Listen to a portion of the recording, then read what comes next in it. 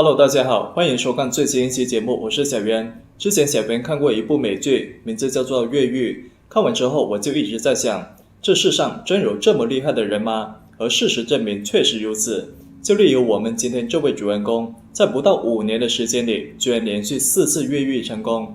可以这么说，他的人生经历就好像让人感觉到像是在拍电影。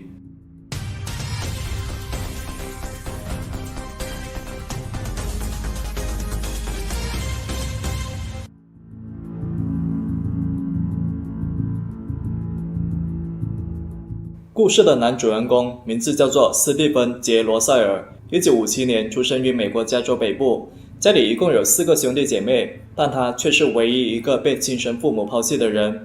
后来，斯蒂芬被一对农场主夫妇收养。刚开始知道自己的身世时，斯蒂芬只是觉得有一点不解，还有小小的失落。可后来，这种失落就变成了怒火，因为他身边的同龄人一直用这件事情挖苦他，说他是个没人要的怪胎。斯蒂芬不想和他们纠缠，但对方总是像苍蝇那样过来骚扰。后来，这种言语冲突就升级为暴力事件。有一次，斯蒂芬在学校里用火烧了一个男同学的夹克，后来还直接把一个表兄弟家的车库给烧了，导致他被迫在精神治疗中心关了1个月。在12岁时，斯蒂芬就被送到了一所男子寄宿学校进修，而在那里，不幸的事情依然没有结束，他被学校年纪较大的学生欺负。在那里，他第一次接触到了同性恋。对于养父来说，虽然儿子斯蒂芬经常到处惹事，但他觉得这孩子的本性总归是善良的。他发现这孩子非常的聪明，智商高达165。在寄宿学校读了2年后，斯蒂芬离开了校园，开始进入警局工作，主要就是负责外出巡逻的工作。而恰恰是这一段经历，让斯蒂芬摸清了警方的办案流程，这为他后来的越狱传奇打下了基础。离开警局后，斯蒂芬开始帮家里打理农产品的生意，不过手段有一点黑。期间他结了婚，生了个可爱的女儿。在那段时间，斯蒂芬经常会到教堂做善事，给大家表演拉口风琴的节目。可快乐的时光总是短暂的。1985年养父的去世让他久久不能释怀。在那段时间，他一直在思考人生，包括自己的同性恋倾向，而妻子也因此和他分道扬镳。因为涉嫌违法经营，斯蒂芬就离开了养父的农场，开始外出打工。凭借一双能说会道的嘴巴，他成为了一家食品公司的王牌销售。丰厚的薪水让他的生活开始重回正轨。可是公司经理发现斯蒂芬是个同性恋之后，直接就辞退了他。因为在当时，很多人都非常抗拒同性恋，这让斯蒂芬非常的恼火。同性恋怎么了？难道同性恋就不配当销售吗？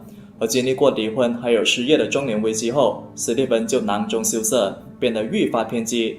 他开始销售假冒的劳力士手表，或者伪造事故骗保。总之，在搞钱这件事情上，斯蒂芬可以说是无所不用其极。后来，斯蒂芬就遇到了一个叫做詹姆斯的男子，还和他发展成了同性恋。2个人一起住在佛罗里达州，生活过得非常的奢侈。不过后来，詹姆斯就被诊断出患有艾滋。斯蒂芬想在情人詹姆斯剩余的时间里，给他体验人间最好的生活，可是这意味着需要更多的钱。没有稳定工作的斯蒂芬就只好继续用各种违法的手段捞钱。不过在1992年时，他不小心暴露了自己，还因此被警方送了6个月的牢饭。刚进监狱时，斯蒂芬感觉像是来到了新世界，但是随之而来的糟糕体验就让他极度讨厌这里。不要说待上6个月，1个星期的时间，斯蒂芬都觉得久。每次看到高墙外的天空时，他就更加渴望自由，所以越狱这个大胆的想法就产生了。在被关入狱的仅仅1个月之后，斯蒂芬就彻底摸清了监狱工作人员的活动规律，还有值班制度。他发现经常会有外来人员到监狱里执行任务，他们穿着自己的衣服，随身携带着无线电。每次这群人离开监狱时，都会前往警卫室敲一下玻璃，示意警卫打开大门，而警卫也几乎不会核查他们的身份信息。斯蒂芬觉得，要是能够混进这群人中，那大概率能够浑水摸鱼逃出监狱。在扑了好几次空之后，斯蒂芬从这群人中找到了交易目标，他与对方达成了协议，让对方为他走私1套便衣，还有1个手持无线电。有了这些物品，斯蒂芬就可以伪装成外来工作人员，还可以使用无线电及时洞察状况。就这样，在1992年5月13号时，史蒂芬第一次越狱成功，凭借一身衣服就轻轻松松走出监狱，这让那些没日没夜挖地洞的越狱犯情何以堪。从监狱出来之后，史蒂芬就伪造了新身份，他享受了2年的自由时间。然而，在后来一次伪造保险支票时，他不幸再次被捕。警方发现史蒂芬的案底记录之后，就直接把他送回到了德州的监狱。而这一次，史蒂芬就决定在监狱里好好服刑，因为剩下的刑期还不到1年。在吃了将近1年牢饭之后，史蒂芬就出狱了。他在杂货店找了一份工作，但是打工人月光的感觉一点都不好受。每每下班经过灯红酒绿的酒吧街，每每看到那些满脑肥肠的男人身边搂着前凸后翘的女人时，史蒂芬对金钱的渴望就更加强烈了。正如俗话说的，男人不可以穷。怀着坚定的决心，他制定了新计划。而这一次，史蒂芬就放弃了小打小闹的把戏，他打算干一票大的，确保自己一次就能够实现财务自由。不久后，史蒂芬还真的碰到了一个机会。当时他在报纸上看到了一则招聘广告，美国一家著名的健康保险公司正在急聘财务总监。虽然史蒂芬以前接触过会计，但是财务总监和会计还是有很大区别的。而更要命的是，他没有相关证书和工作经验，而这些东西呢，往往是大公司非常看重的。为了得到这个岗位，史蒂芬就伪造了自己的简历，在上面加了名牌大学的学位，还有各种资格证书等等。但是需要准备的东西还远远不止这些。为了熟悉这个岗位的专业知识，他买了很多相关的报刊书籍，迅速熟悉了相关知识，然后就跑到这家公司去面试。不出所料，一切都进行得很顺利。史蒂芬强劲的输出能力让面试官觉得他是最佳人选。面试结束后，史蒂芬被面试官要求提供自己以前工作过的公司的同事意外发现了。事情传到公司高管那里后，他们就核查了公司的财务记录，结果发现史蒂芬居然一直在挪用公款。随着调查的深入，史蒂芬的案底记录也被爆了出来。在公司调查期间，他察觉到了异常，他本想把自己银行账户的钱全部取出来，结果刚取了4万美元，账户就被冻结了。失望的史蒂芬激动地问候了银行，然后回到住所，打算远走高飞。但他不知道，警方早就在那里等他。当他刚走到家门口时，他就被戴上手铐送到了哈里斯的一所监狱。这是他第3次被捕，这次的保释金高达95万美元。史蒂芬根本没法弄到这么多钱，因为他的账户都被冻结了。开心的日子还没过上几天，就又被抓进监狱，这该死的运气！史蒂芬是越想越恼火，而在被捕不到2个月后，他就开始制定越狱计划。如果说第一次越狱是浑水摸鱼，那这一次则是偷天换日。史蒂芬越狱计划的第一步就是致电海里斯县的相关部门，他告诉电话里的女职员自己是法官查尔斯，最近在处理史蒂芬·杰罗塞尔这位犯人的案件。在召开听证会后，他们同意降低该男子的保释金，直接降到4.5万美元。女职员听完之后就非常的吃惊，从95万直接降到4万多，你是认真的吗？早已经料到对方反应的史蒂芬就提前准备了一套说辞，从案情细节到法律流程等等，史蒂芬是熟的不能再熟了，因为整件事情就是他做的。而且吃了一次牢饭之后，他就摸透了法院的办案流程。在史蒂芬3寸不烂之舌的努力下，这位女职员就信以为真，把保释金改成了4.5万美元。计划的第一步总算顺利完成，第二步就是在谎言被戳穿前，在最短时间内筹集保释金，然后保释出狱。但是问题来了，在监狱里的史蒂芬要去哪里凑齐这笔保释金呢？这就不得不说下美国的保释公司了。你可以把它当作是放贷机构，比如说在加州就有很多这种公司。如果被告没有钱，就可以找他们，不过他们会收取 7% 到 10% 的手续费。而在打电话改保释金之前，史蒂芬就提前联系了一家保释公司，向他们借了一笔钱。一切都按照史蒂芬的计划向前推进，他确实成功被保释出狱。可仅仅在他逃脱的5天之后，他就被审查员发现了。通过监听史蒂芬的通讯记录，警方就确定他逃到了佛罗里达州的棕榈滩。而在棕榈滩的一个海滨酒店，警方就再次逮捕了史蒂芬。当再次看到闪闪发光的手铐时，史蒂芬激动地问候了周围人：为什么你们老是喜欢针对我呢？而随后因为挪用公款、伪造文件还有越狱罪，史蒂芬被判处了40年的监禁。当然，对于史蒂芬来说，他是不可能会老实在监狱里待上40年的。在审判开始前，他的脑子里就想着越狱的事情。而这一次，狱警就被告知史蒂芬非常的狡猾，你们得小心一点。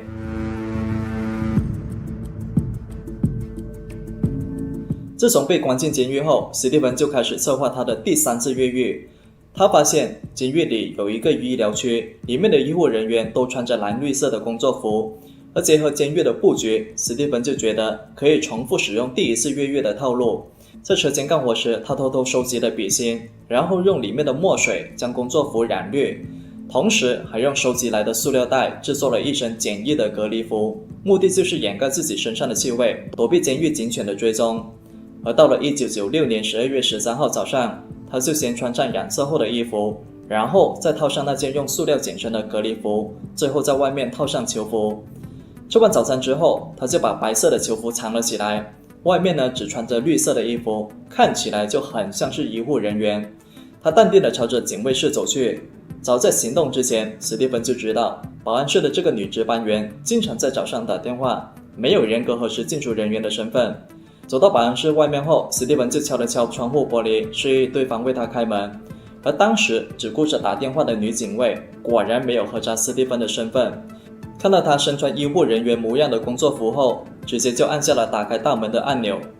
进院的史蒂芬再次越狱成功，成为了一个自由人。但是根据以往的案例，大部分越狱犯之所以会再次被捕，是因为他们的越狱计划经常只做了一半，只顾着怎么逃出监狱，却没有想过逃出去之后要怎么藏起来。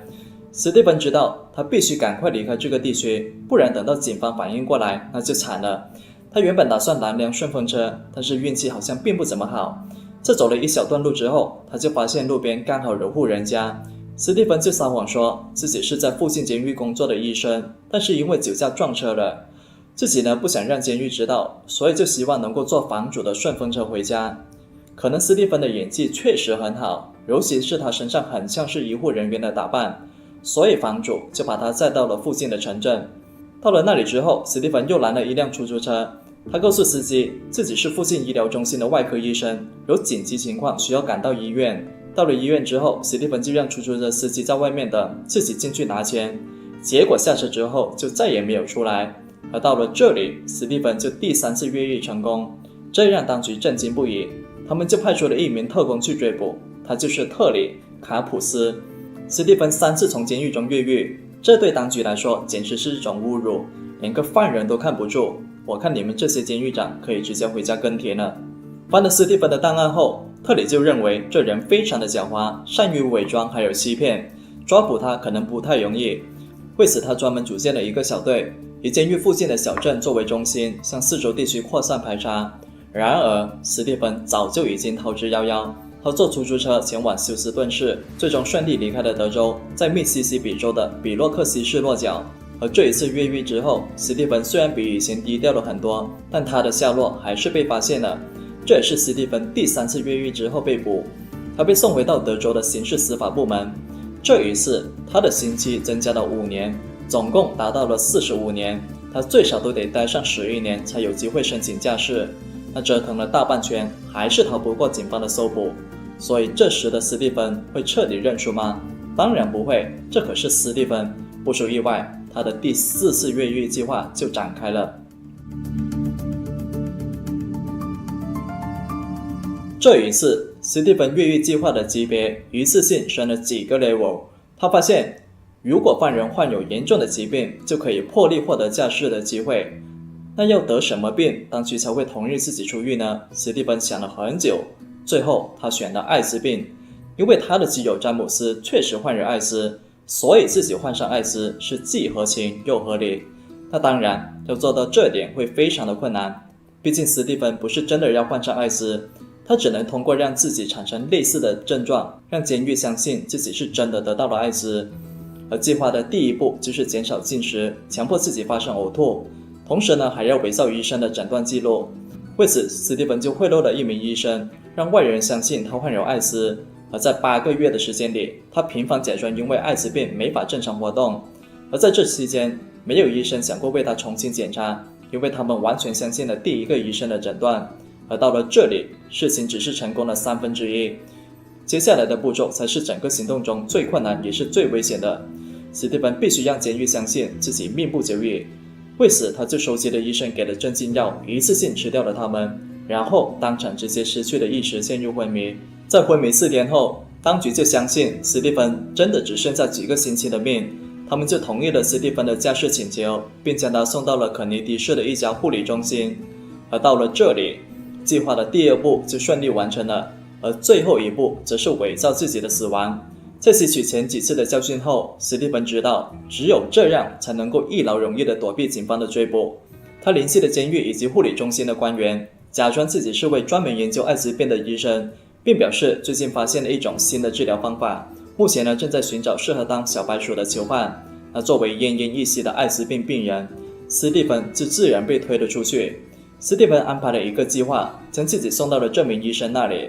而按照流程，如果试验失败，史蒂芬的遗体会被亲朋好友直接接回家。而几天之后，在自己的死亡证明上，他就写下了亚当·鲁伊斯医生这个名字，而这位医生正是史蒂芬自己。计划进行得非常顺利，这份死亡证明的副本分别被送到了3个地方：护理中心、监狱，还有审查假释的官员手中。所有人都以为这个囚犯已经去世，而到了这里，史蒂芬第4次越狱计划大功告成，他似乎终于获得了永久的自由。按理说，此时的史蒂芬只要隐姓埋名，99%能够平安度过余生。可这偏偏是史蒂芬为了搞钱，他又搞起了诈骗。而这一次，他在伪造律师证时引起了印刷店店主的注意。而更要命的是，史蒂芬没有隐藏自己的真实容貌。店主感觉到有一些不对劲，就联系了警方。他还将复印件发给了有关部门。而当警方看到照片时，马上就想到了史蒂芬，不能说长得很像，简直是一模一样。听到这个消息后，特里大吃一惊，因为在后来一段时间，他被调离了监狱。他一直以为史蒂芬还在监狱里吃着牢饭。联系监狱后，他得知史蒂芬在1年前就被诊断出患有艾滋病，当然这不是真的，导致史蒂芬获得了假释的机会。这家伙居然能够想出这样的计划。他主动请缨组建小队追捕史蒂芬，而另外一边的史蒂芬全然不知道他老朋友的脚步已经越来越近。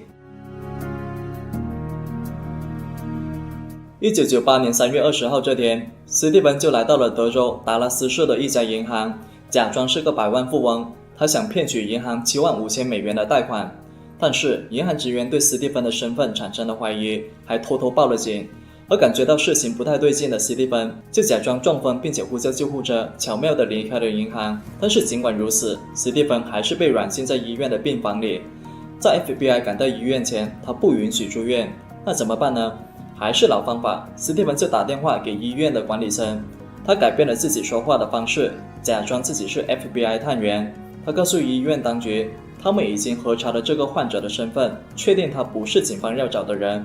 而在过了一段时间之后，特里等人就终于赶到了医院，结果却发现人去床空。医院的管理层就表示，他们刚刚接到了 FBI 要求放人的电话。那探员听到之后就一脸疑惑，因为他们从来就没有打过这个电话。但也正是因为如此，特里才更加坚信这个人就是史蒂芬。不过特里也不是一无所获，他获得了史蒂芬的驾照，这证明史蒂芬就藏身于达拉斯。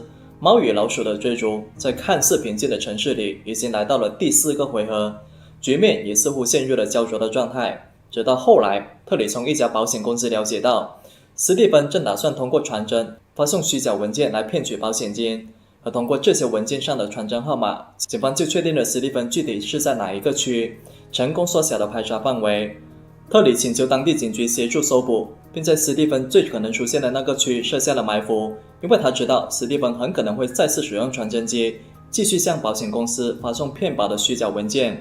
那通过这些追踪手段，在1998年4月5号这天，在史蒂芬去取传真时，特里就真的成功抓到了他。当2个人面对面看着对方时，彼此都无比惊讶，原妙不可言。史蒂芬怎么也没想到，警方居然连一个死去的人都不放过。由于让德州当局颜面尽失，所以斯蒂芬就被判处144年的监禁，其中诈骗罪99年，越狱罪45年。然后当局还把他关到了艾伦监狱，当地最高安防级别的监狱，里面关的大部分都是死刑犯。虽然斯蒂芬没有犯下刑事罪行，但是他面临的待遇和其他死刑犯一样，每天有23个小时都是被关在单人间里，只有1小时的户外活动时间，而且这1个小时全程被狱警严格监控。当地人有一句话叫做在德州去哪里都好，就是别进艾伦监狱。而在后来接受记者采访时，斯蒂芬就表示自己每一天都会阅读报纸还有书籍，他觉得只有这样自己才不会因为枯燥的监狱生活变得浑浑噩噩。而在整个交谈过程中，记者就发现斯蒂芬虽然已经年近60，但是他的逻辑思路却非常的清晰，一点都不像是被监狱生活折磨过的犯人。从1998年第5次被捕到2023年，斯蒂芬已经在监狱里待了25年。以他的经历改编的小说和影视剧也已经面世，很多人很好奇斯蒂芬到底会不会再次越狱，但是他表示为了女儿自己不会再次越狱。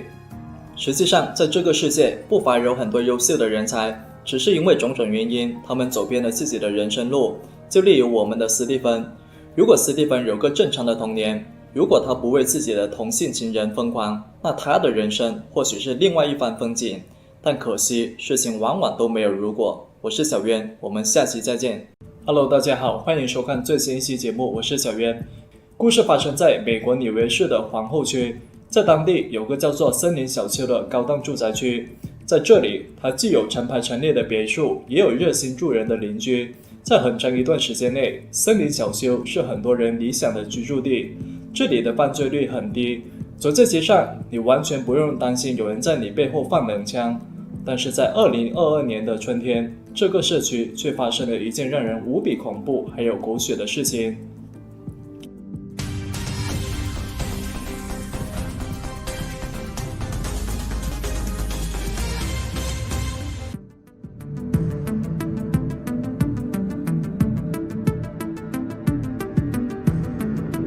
4月16号早上8点左右，正当整个社区还沉浸在睡梦中时，当地911接警室突然响起了警铃声。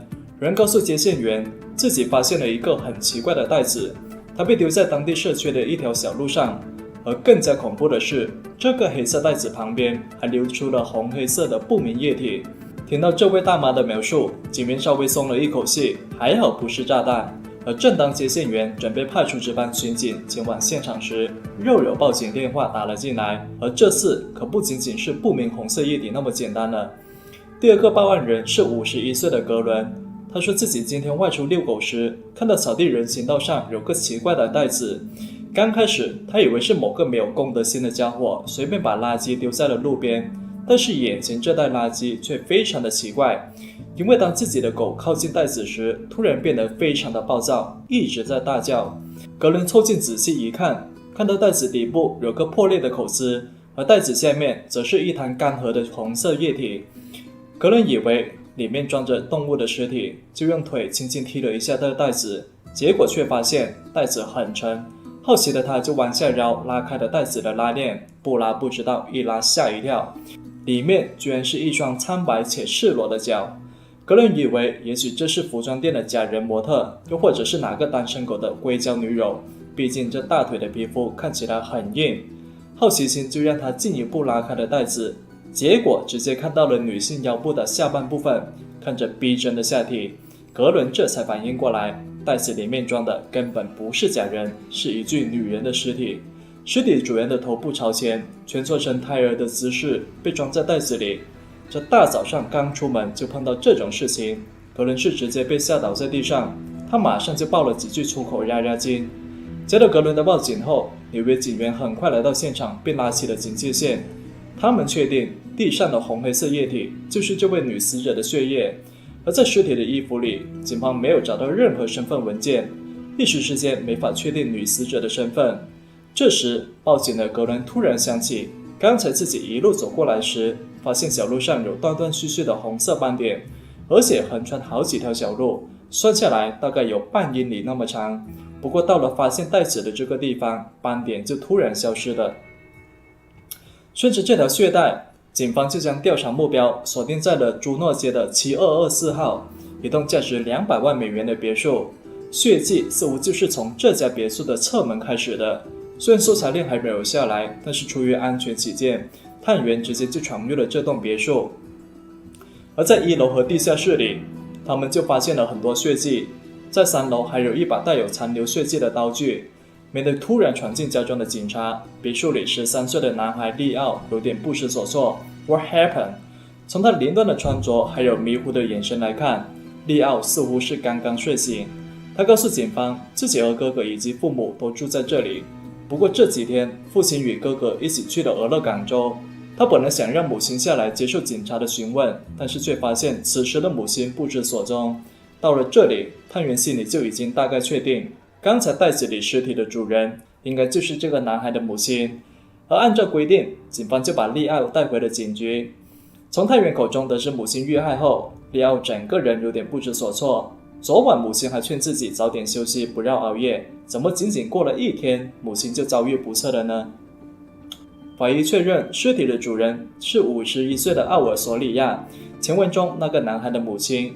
法医还发现索里亚的喉咙遭遇了刀刺，他的躯干、颈部还有手臂被残忍刺伤，伤口多达58处。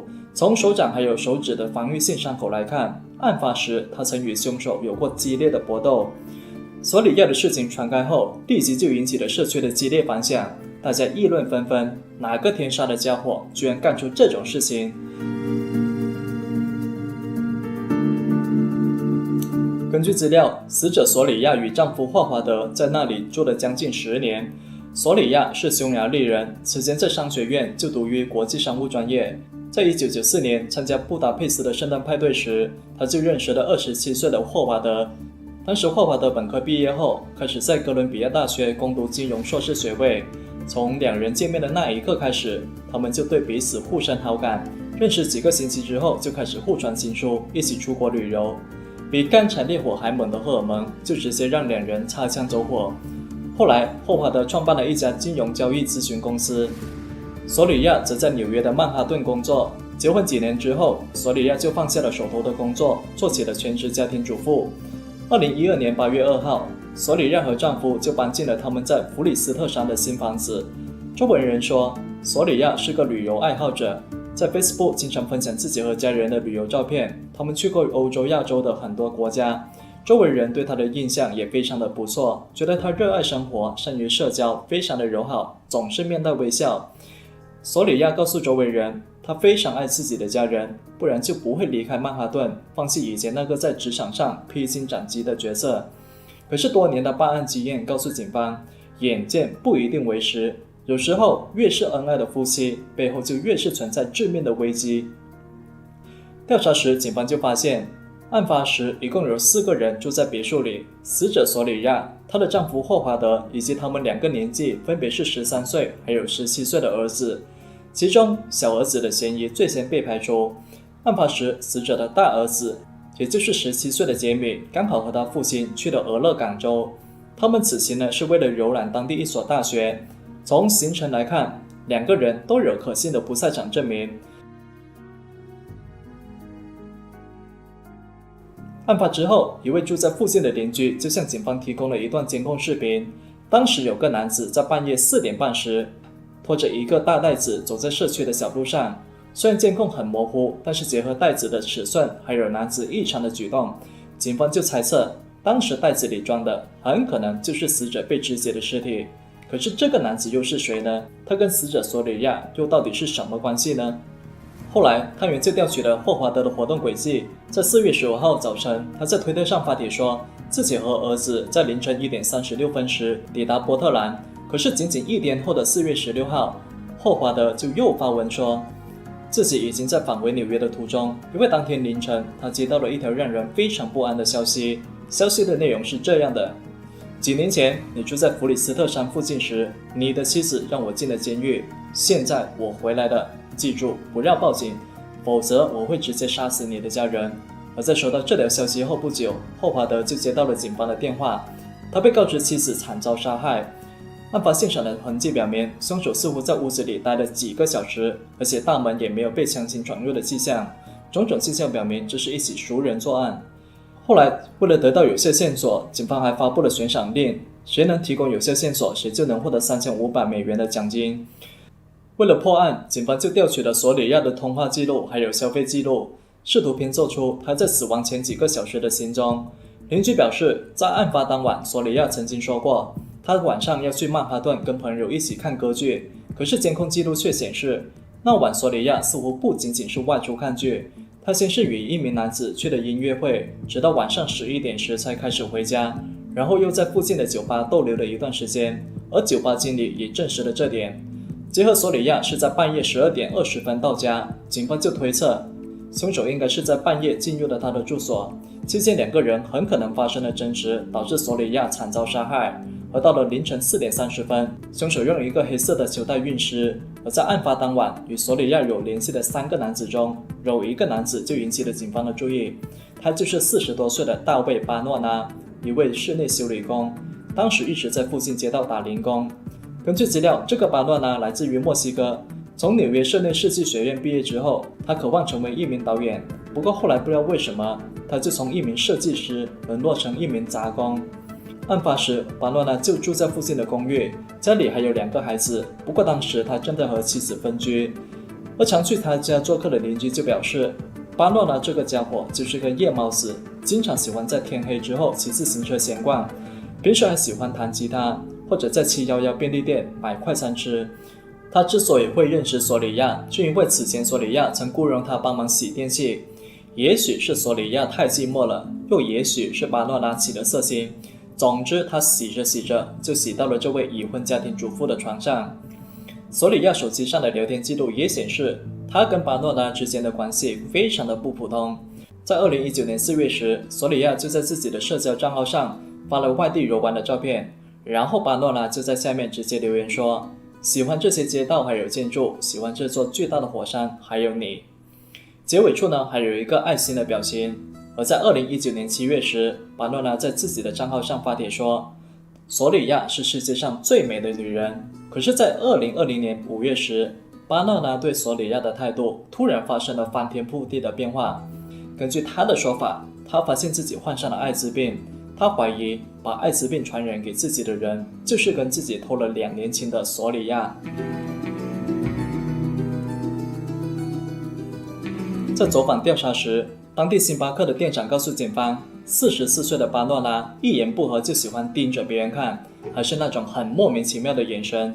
此前在星巴克喝咖啡时，巴诺拉总是喜欢惦着女员工看，还对他们进行求爱，经常在小费罐里留下自己肉麻的情书，甚至想对其中2个女员工求婚，以至于他们不堪其扰，多次报警。但是巴诺拉总是在警察到来之前就离开，这让他们觉得很无奈。见过无赖的，没见过像巴诺拉这么无赖的。而巴诺拉住所对面花店的老板也表示，在此前一段时间，巴诺拉每个晚上都要在他店里买1朵红玫瑰。巴诺拉还经常给花店老板看索里亚的照片，他说自己正在和这个女人谈恋爱，但是不知道从什么时候开始，巴诺拉就再也没有来买玫瑰。原来在2022年4月份时，也就是在案发前的几个星期，索里亚主动提出了分手，而结合种种情况，警方就认为巴诺拉有很大的作案嫌疑，所以他们就派人暗中跟踪他。在索里亚的账号上表白，对星巴克女员工求爱，这些事情其实不算什么，真正让警方震惊的是巴诺拉的 YouTube 账号。警方发现巴诺拉这家伙媒体库里收藏的视频多达数千个，还建了详细的分类列表，这些列表里面的视频有很多少儿不宜的画面，包括色情还有虐宠视频等等。而在收藏夹中，最让警方印象深刻的是一些和暴力犯罪有关的列表，这里面的视频足足有750多个，他们涉及强奸、谋杀还有枪击的各种报道。从后台数据来看，巴诺拉似乎全部看完了，而且还有反复观看的记录。而在其中一个播放列表里面，还充斥着大量性爱还有女性的视频，包括女性心理特征分析，例如怎么样才能够引诱女人，让她们屈服于自己的控制之下等等。这类视频的数量呢，不下200个。用一句话概括就是，比这些视频更加恐怖的是喜欢看这些视频的人。除了 YouTube 的媒体库视频，警方还找到了新证据。案发当天早上6点左右，距离巴诺拉住所不远处的一个监控，就刚好拍到了他左手包着白色绷带的画面。同一天，巴诺拉还去了一家诊所，因为他的手受伤了。不过医生告诉他，由于伤口太深，他们没有办法处理，你得去附近的大医院接受治疗。那考虑到索里亚曾和凶手发生激烈的搏斗，所以警方就认为巴诺拉的伤就是作案时形成的。后来，负责监视的警员就成功截住了巴诺拉丢弃的垃圾袋，而在里面，警方就找到了一双沾满血迹的棕色靴子，还有一件 T 恤以及绷带。4月19号星期三这天，纽约警方就找到了巴诺拉。看到警方的出现，巴诺拉表现得非常的镇静，他似乎已经知道迟早会有这样一天。他没有做出任何的抵抗，直接就被警方带回了警局。审讯时，巴诺拉就表示，他和索里亚曾经有过2年左右的情人关系，期间还多次分分合合。案发前不久，两个人就再次分手。而在4月16号半夜时，自己就想去索里亚家里找他索要分手费。他怀疑索里亚有了新欢，所以才想一脚踢开自己。但是还没有说上几句，两个人又吵了起来。为了避免吵醒儿子，索里亚就把巴诺拉拉到了地下室。可是狭小的地下室不但没有压住两人的矛盾，反而把怒火烧得更加的旺盛。无法接受被甩的巴诺拉就和索里亚发生了肢体冲突，而一气之下的他就用刀在情人喉咙上来回划了几下，还用刀疯狂抽刺对方的身体。为了不让索里亚的儿子发现，巴诺拉就把尸体放进了球袋，趁着人少的时候把它丢在了森林公园里面。巴诺拉表示，他当天去找索里亚谈话时，发现索里亚正在和另外一个男人通话，还说准备在老地方见面。听着情人无比暧昧的语气，巴诺拉的心里是顿时火冒三丈。他向情人提出了索赔的要求，但是情人索里亚根本就不答应。索里亚还说是巴诺拉先勾引的，你明知道我已经结了婚，明知道我有丈夫有儿子，你还要来引诱我，这是你活该的。而被索里亚这么一说，巴诺拉竟然一时之间不知道怎么反驳，但是他认为无论如何索里亚就得补偿自己，而不是用完就丢。争执不下之际，索里亚就从厨房里拿出了一把刀，准备吓唬巴诺拉，要求他马上离开自己家。按照巴诺拉的说法，是情人索里亚激化了矛盾，自己是出于自卫才和他发生了搏斗。可是对比案发现场的血迹后，警方就认为是巴诺拉先动的手，从头到尾刀都在他的手上，他才是那个拼命挥动死神镰刀的人。而最后44岁的巴诺拉就因为2级谋杀罪等罪名被判处了25年的监禁。实际上，巴诺拉所说的被索里亚感染艾滋的事情，全都是他自己的一面之词。也许他是想用这个作为借口，让自己的蓄意谋杀改为激情杀人，从而减轻自己的牢狱之灾。索里亚到底有没有艾滋，又是否真的将艾滋传染给了情人，我们不得而知。但是有一点可以肯定的是，索里亚确实背叛了丈夫，背叛了他的家庭。虽然出轨罪不至死，但可惜索里亚出轨的人是巴诺拉，一个会变成杀人犯的男人。我是小渊，我们下期再见。